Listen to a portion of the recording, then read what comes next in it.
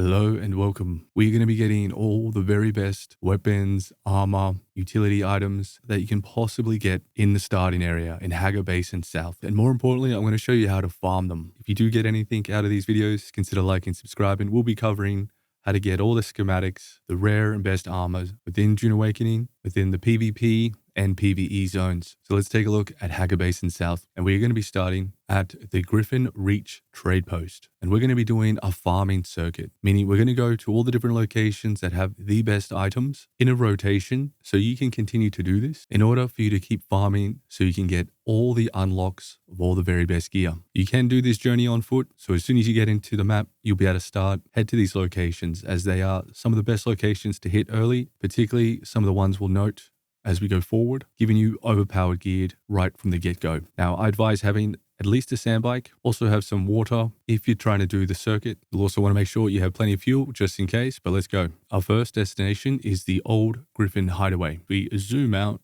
just so you can get a really good idea of where it is on the map, but it's very close to Griffin Reach Trade Post. So very nice, easy first target for the circuit we're doing, and you may have never noticed it. So starting from the Griffin Trade Tower, we're going to head that way right now. And I'll just quickly show you, it's very close by, so we won't muck around. So what are we going to find at this first location? Well, this happens to be a very potent upgrade to your Mauler. You'll find a schematic for Way of the Fallen, which has a modified spring mechanism that automatically reloads darts without releasing trigger pressure, dealing roughly 10.4 damage per shot, the high rate of fire, a great clip size of 24, reload speed of 1.2 seconds, and effective range of 38 meters. Low accuracy, but stable. And if you haven't seen this weapon in action, it is an absolute monster early game. It's also worth noting there are other chests in this area that are definitely worth looting, so make sure you take advantage and explore the cave properly. The next location we are heading to is a Hagga Gap Gateway. So we're going to head there now, and just so you know exactly where it is on the map, so we zoom right out.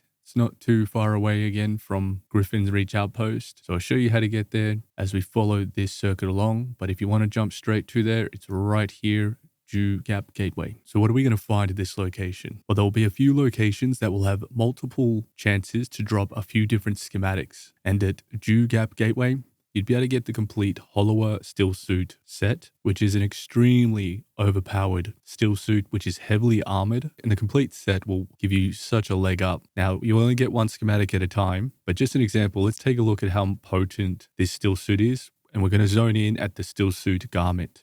But do note, you'll also be able to pick up the Stillsuit gloves, boots, mask, all from this location. You'll find that the gloves drop the most, probably followed by the Stillsuit mask, then the Stillsuit garment, and the harder ones to get seem to be the boots, but you may get lucky and find any of these at any time. But this is what you'll find at these locations. Let's take a quick look at a comparison. The Hollower Stillsuit garment has an armor value of 64, reasonably good heat protection of 0.3 for early on. You compare that to the Scavenger Stillsuit body, which is what you get early on, has an armor value of 6. So you're getting a massive armor increase for this Stillsuit. Going from 6 to 64 is huge.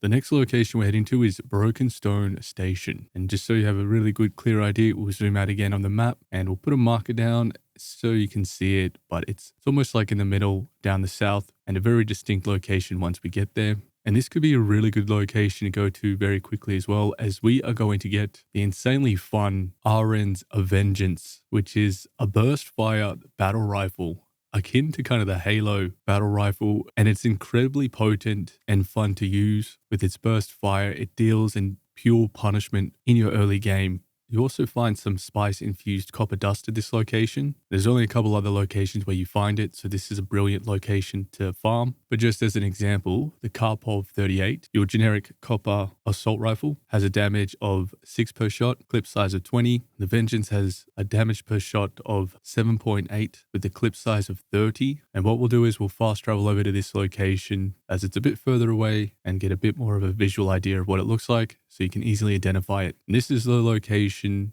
and the chest location for this one is very easy. You just need to walk up these stairs and it's your first room on the right. But do note there is a mine in this room. Otherwise, very simple to quickly run in and access.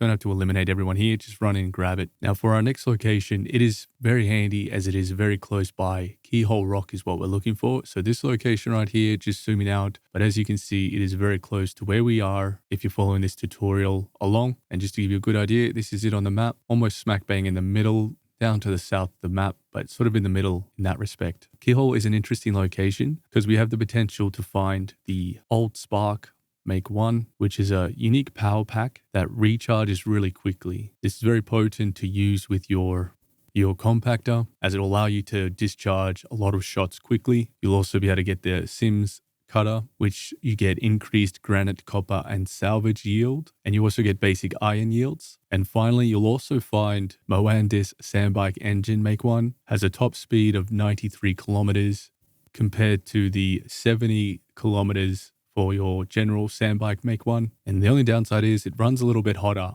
but it's a superb engine. This will make you get around so much faster. Definitely recommend getting it. So you will have a chance to get one of these 3 schematics. From Keyhole Rock, we're going to be heading to the next location, which is unmarked, which makes it a little bit more difficult to find. But all we're going to be doing is going from Keyhole Rock over to this location here, which is unmarked. So we'll head over there. I'll show you how to get up. But ultimately, you can get this at any stage. You just have to climb this rock face. And this is where we're going to find the Hagga Literjon Mark 1. This is a fantastic early game item to carry water, giving you 6 water slots compared to the normal Literjon, which only has 4. Container capacity is 1,500, making it the best water container early on. It's worth noting once you do get to the top, there will be a mine. Otherwise, it's very easy to get, but a nice straightforward objective. And if you are trying to get this early on, I do suggest coming from this side here, as it is easier to get up, as there's lots of places to take a rest and recharge your stamina. Next, we're heading over to the wreck of Alcyon, and we'll just skip over to that because you will come to this location many times as part of the main quest, missions, resource gathering. So nothing particularly difficult about finding this schematic. And what we get at this location is Kaleff's drinker knife. This is a unique short knife or Kinjal, which is an interesting weapon as it will be able to convert blood to water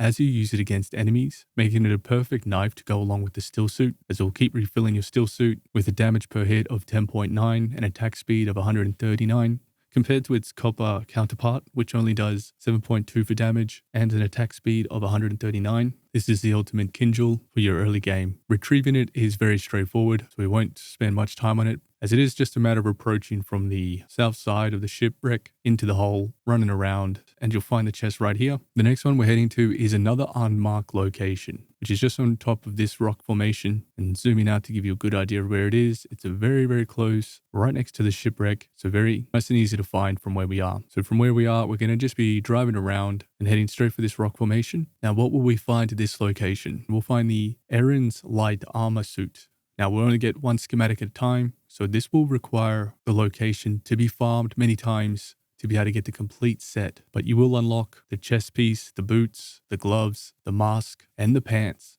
But having a quick comparison between the Aren's chest piece, the stats are incredible when we compare it to the equivalent scavenger rag set. And when you combine all the pieces together, you really do end up with some amazing early game stats, the best light armor for this region, and very nice and easy to access. So it's very handy just to know where this is so you can include it while you're running around, so you won't have to kill any enemies to get this. And from here, the last location is the Imperial testing station.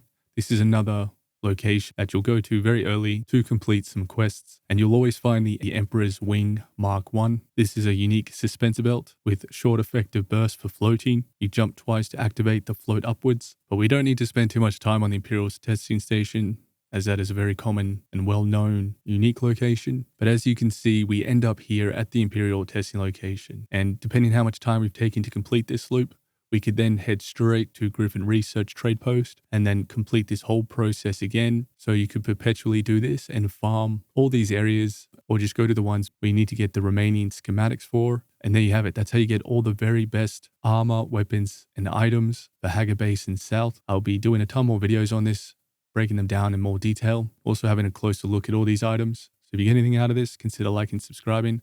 It goes a really long way.